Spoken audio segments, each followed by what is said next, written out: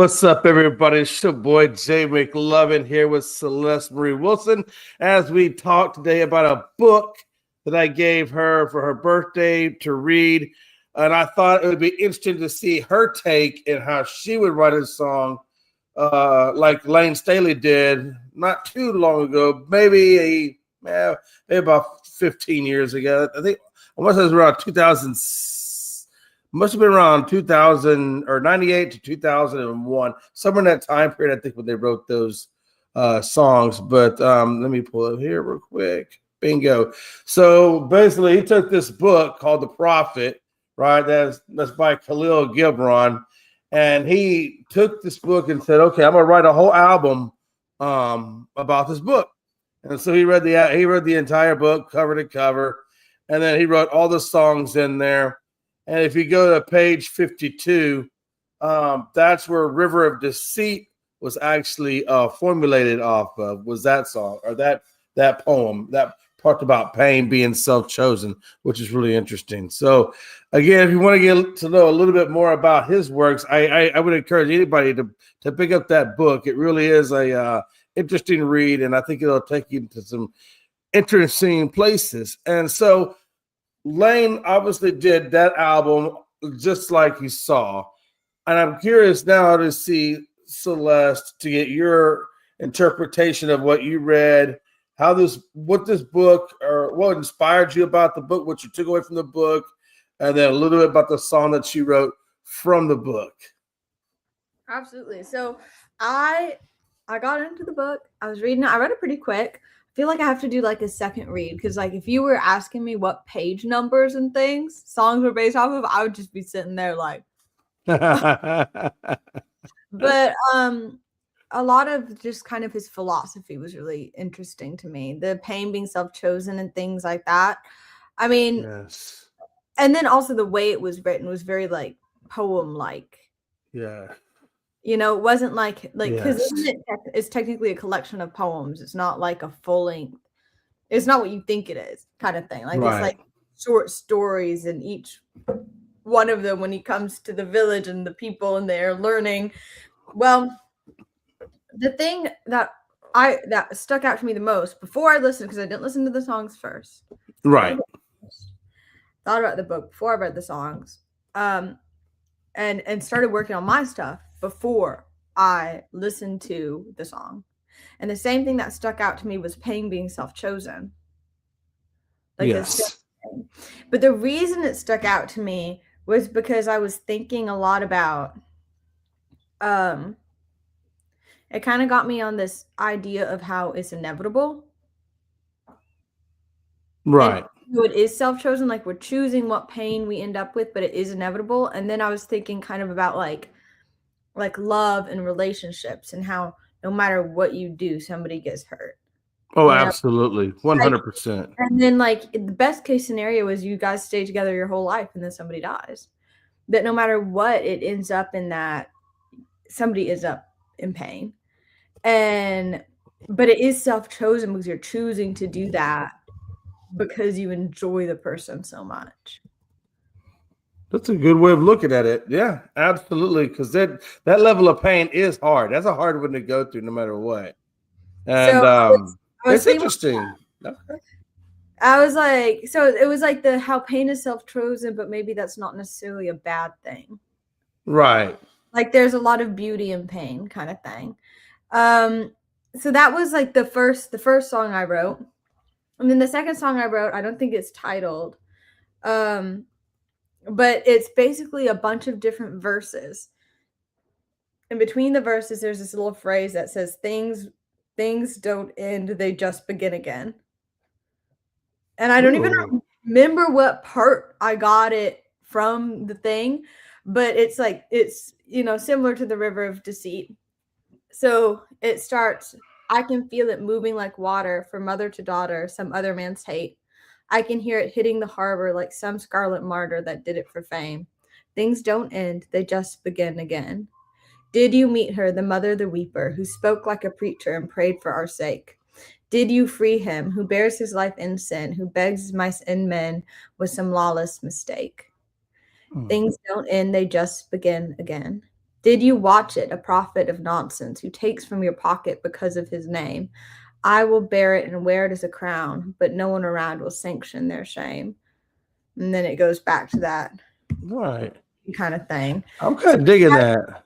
I was trying to like get into that. Yeah. Because there's like a cantor in the book. You know what I'm talking Yeah, about? yeah, right. No, I'm totally digging what you're putting down. Okay. And I expect this EP, when you drop this EP, you better say, hey, look, man, hey, you know what I'm saying? Hey, make sure you let me know when you drop this EP, because that sounds pretty good. So, and again, you know, when I read the book, the things I took away from it was just the like you said, it talk, because I resonated, because I know, like, when I grew up, man, boy, Jay was crazy. I was all over the place, and you know, choices this way, and the choices you bring onto your life, and then things like that, and how you go through life, and they, you know, like you said, some pain is good pain because it's life experiences, and that's what I liked about this book. Is I felt like this book was very real, not just, you know, made up stuff, but it was a book that I could relate to. It was a book that I felt like it was very relatable as I'm growing up. It still feels relatable, Right. you know, which is. In some ways good, and in some ways a little bit more on the serious side of it, you know, than the more lighthearted side of these kinds of things. Interesting. Okay. So what song do we take away from this book, Miss Celeste? Which one do you want to hear first? Do you want to hear the All Roads Lead to Heartbreak, or do you want to hear you want to hear All Roads Lead to Heartbreak? Let's do that one. Let's start off with that one first. Okay. It ends up being sweet. And since I just wrote them, if I mess up, it wasn't me. An ocean view inside a townhouse owned by you and me. You always want to go to bed, but we never sleep. Everyone we know is saying we have the dream, but there's no such thing as eternity. Our roads lead to heartbreak, but God, I love the drive. And I know it'll just ache, but I need you by my side. Watch the world go by. A honeymoon beneath the trees where no one can see. We kept our wedding small for friends and family. I never thought I'd really find my missing piece, but when I met you, it felt like a memory. Our roads lead to heartbreak, but God, I love the drive. And I know it'll just ache, but I need you by my side. Watch the world go by. I feel selfish to say it, but I want more than this breath that I'm taking, 'cause I could spend forever in your arms. I want more than a death do us part. All roads lead to heartbreak. God, I love the drive. And I know it'll just ache, but I need you by my side. Watch the world go by, 'cause I could spend forever in your arms. I want more than a death do us part. Man, that's good.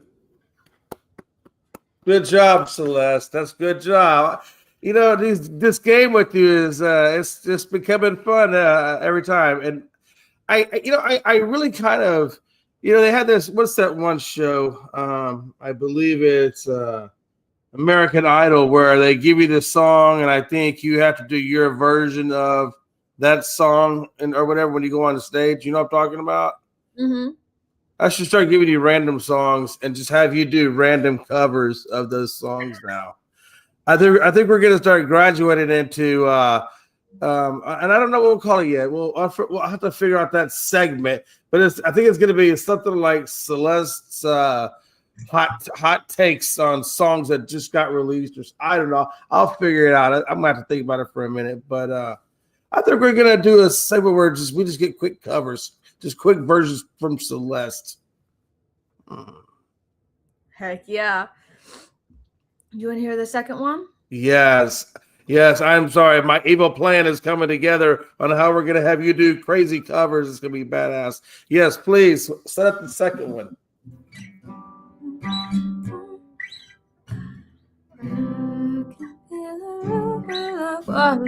Okay. Let's see if I get through it.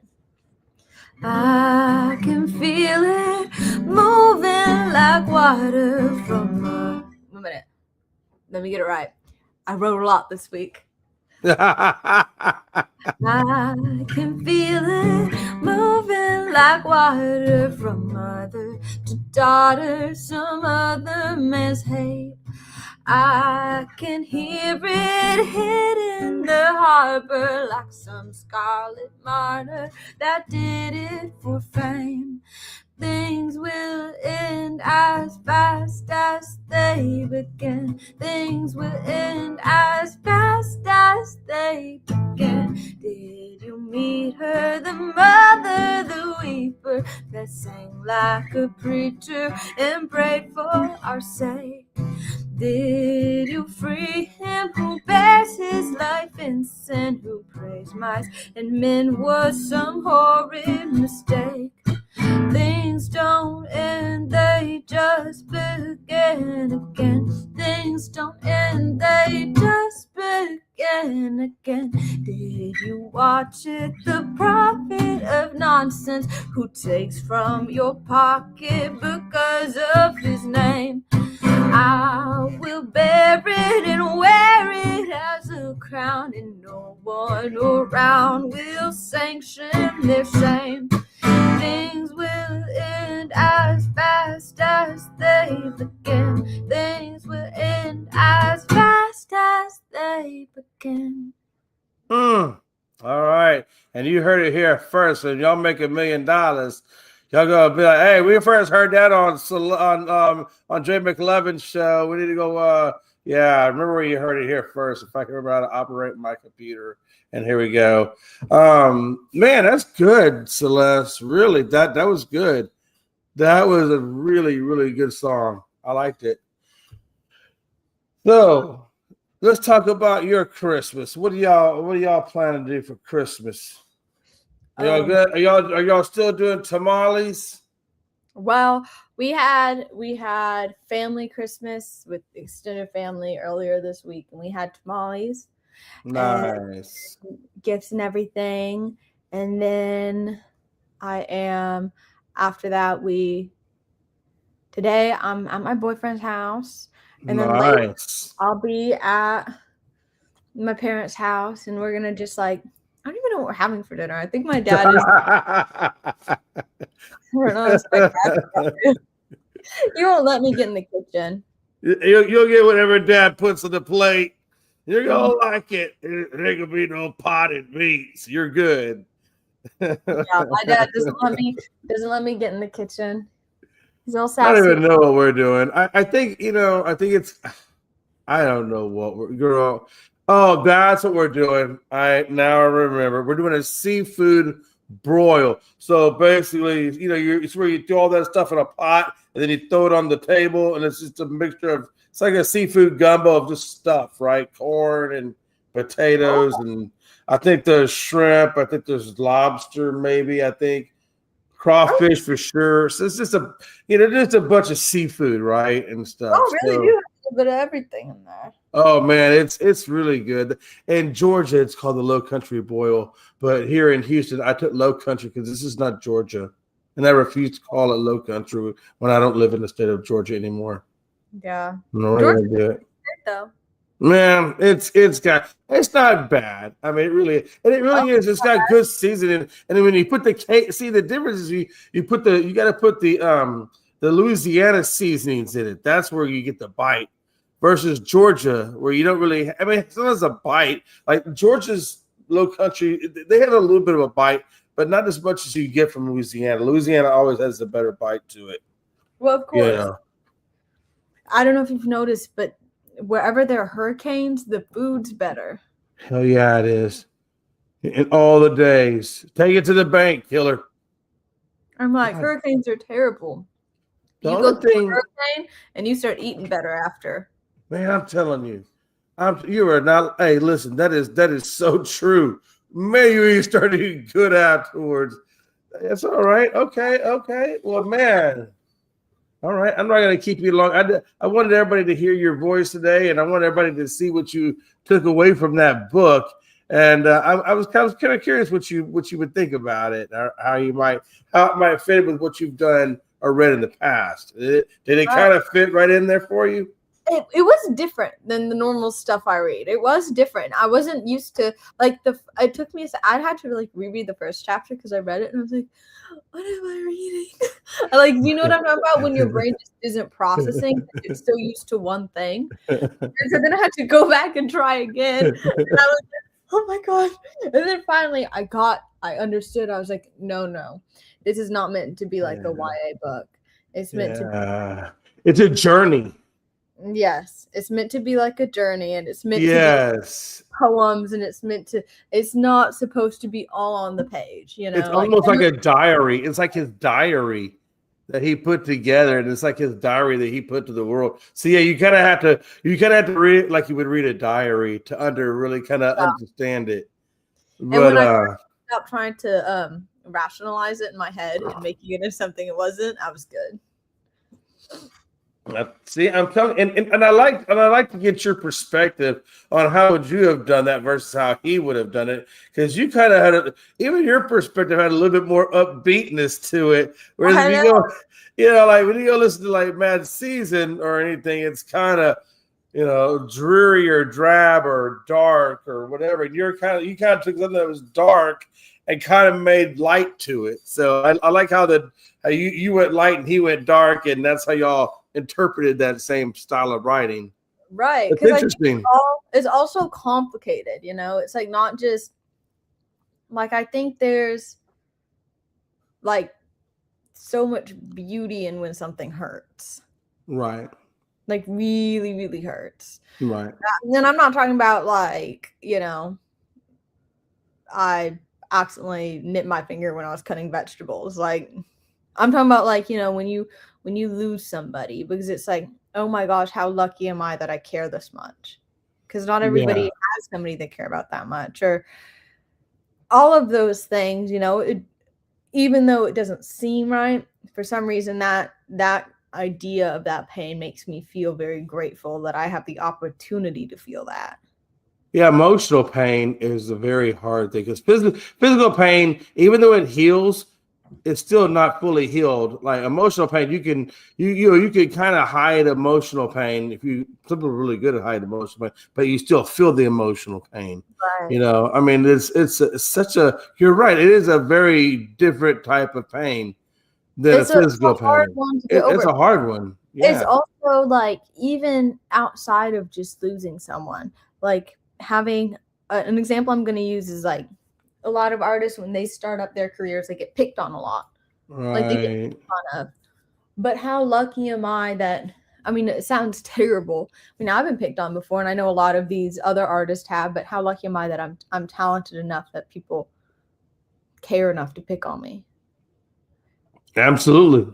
That's a great way. Hey, I'm telling you, that's a great way to look at it, because that's how I try to look at life. Rephrasing things to make it, because anything can be negative, but that also means that anything can be positive. So just choosing which way to look at it, like, I mean, because there's a lot to be grateful for. That's interesting, because it took me a long time in my life to be able to learn how to, like you said, see it from a different perspective or a different lens versus that one. that took me a long time to really get for me to really be able to process and effectively do that. That's taken me a long time. Most people, so the fact that you're getting that at, I don't know, 22 years old or 23, whatever. I mean, that's crazy. You get that at that young of age, because most of us don't get it until we were much, much older. Well, it doesn't always happen to me. You know, sometimes things are bad and I just want to lay on the floor and kick my feet and have a little scream fit. But I try not to, because people get weird about it in Kroger. So yeah, same thing at Walmart. They really freak out. Well, you know, Walmart, you might be able to get away with it depending on the time of day. No. Don't do it in the camping section. Just saying. I don't recommend to lose your stuff in the camping section. They tend to frown on that kind of thing. I'll just say they tend to frown on it. Stuff, you know, I'm just saying, not everything was meant to be bounced. You know, I'm just saying, some things you should just not bounce.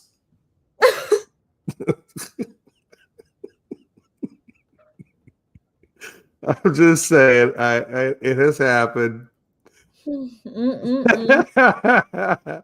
But man, those were some fun times. So Celeste, they were. Do you have anything you took away from the book that really affected you?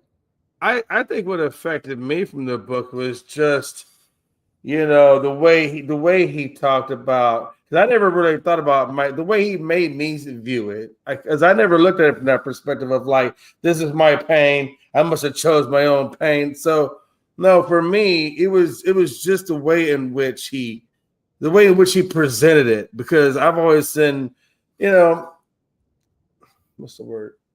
It's a little bit more gentle, I guess, the way he talked about it than the way I was brought up with it. I was kind of brought up a little bit rougher, that we didn't talk about those kinds of things, especially, you know, painful things. And one thing the book, I guess, is one thing I like about it is the way that he allows you to open up or talk about your feelings, because we didn't talk about love and, you know, these kinds of things growing up, especially me and my dad. I don't know what kind of, like, how your mom and dad brought you up in terms of your emotions and developing your emotions. We didn't really talk about that in my family. So the way he views emotions, I didn't really view until reading it, how he viewed it. Wow. Yeah, I think I grew up everybody talked about their feelings, but yeah. I know that that's not the same for everybody. It's just different ways to I think you can learn a little bit from everybody too. Like I always tell myself, somebody always has something they can teach you. Oh, somebody absolutely. Always has some level of experience. You know what I'm saying? Like even this, like, you know, like I was telling Andrew, I saw Andrew yesterday. We were talking about it, and I was like, you know, I said, before I started doing this show with Celeste, some of this music I would have never even got into, or I would have never truly read books really like this, you know. And it's really kind of opening up my eyes to a lot of different things, especially like, you know, Frank Sinatra, you know, the one that's La Follette, who kind of sounds like the female Frank Sinatra. That was incredible, and I still think that was incredible. So this year has really opened up my eyes a lot to a lot of different other things that I don't know that I certainly would have. My wife, Jay, I think she turned you into a Swiftie because you're starting to sound like one now. And I'm like that. I was like, oh my God. I was like, okay, I am going to go in there and I'm going to listen to as much Korn and Mudvayne and anything hard I can find to break the Swiftie mentality. You know who I think probably also. So thank you, Celeste. I bet Taylor Swift listens to it too. I bet she listens to Korn. Yeah, you said your sister listens to Korn, right? Yeah. It's okay if you're a Swiftie. I think, honestly, somebody being able to find a genre of music that they never thought they would have liked and finding a way to like it is like so cool. It is cool. But, you know, it takes really giving it a chance. And I don't know if when you get around a certain group of people that have, you know, like your specific style, but don't really challenge you to go outside of your comfort zones, like especially like in this book, where if you read the book, it has you kind of going outside your comfort zones a little bit. But if you don't ever have somebody that pushes you to go in those directions, you're probably not going to go in those directions. That's why I like stuff like this, because I think it kind of forces you to go in different directions or look at things in different directions. Absolutely. Which art, I mean, art, it can be, that's the beautiful thing about art because there's all kinds of different things of art, right? And creativity is never stopping. Like there's always something new or something It's that you not haven't static. seen. You There's know what? Like, you know what I mean? It's crazy. Good. It's good. It's a good thing about life. Good thing about life. And if you can make money doing what you love, hell, that's even better.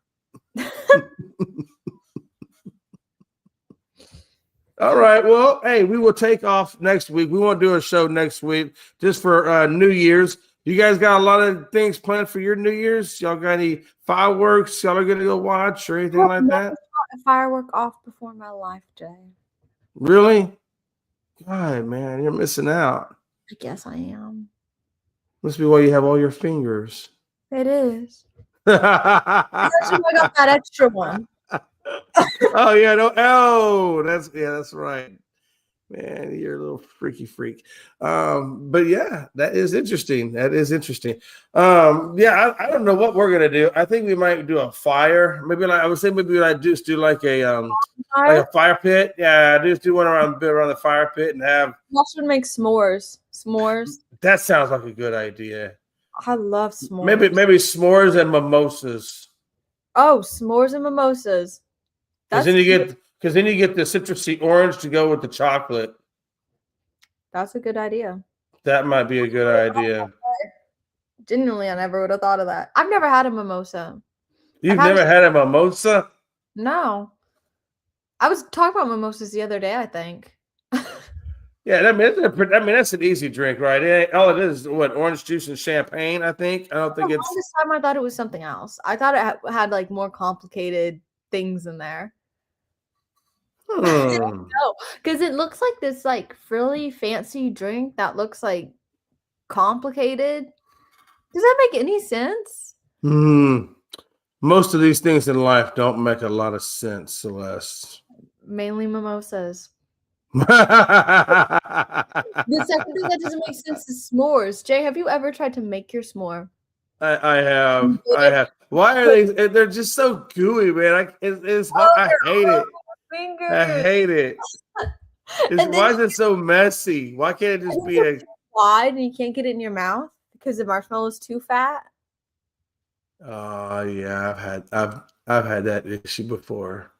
Yeah. And but I mean, what do you do? Do you like eating s'mores? Are you s'mores? You like your hands all gooey and stuff? You're good with that? No, I'm not good with that. That's my gripe. Yeah, because you don't like to get the messiness from eating it, correct? Correct. No, here's okay. So what do we do? How do we get past that issue? I don't know. When you're cooking your s'more, do you lightly toast it or are you sticking your marshmallow in the fire? Oh no, I'm lightly toasting. Oh, I stick the whole marshmallow in the fire. You should see. I don't know. See, that's where it gets all gooey, and then it's hard to get off the rod once it's like that. Why would you do that? What's wrong with you? When I take my marshmallow out of the fire, it better be on fire. You're so amateurish. I feel like I have to give you a class now. Next time we cook s'mores, I'm gonna invite you over, and I'm gonna give you a class. And your boyfriend, and his name is Josh, right? Josh. And I'm gonna sit Josh right next to you, and I'm gonna give you and Josh a s'mores making class, and then you can learn how to make it the right way. I know how to make s'mores. And for hold on, and for an extra $15, for extra $15, I will teach you also to make it the adult way.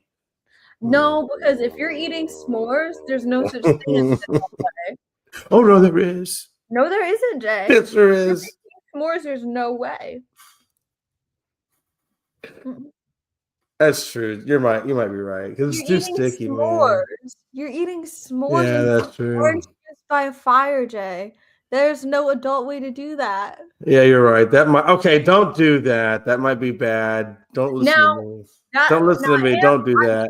What you're saying about don't do that. That's bad.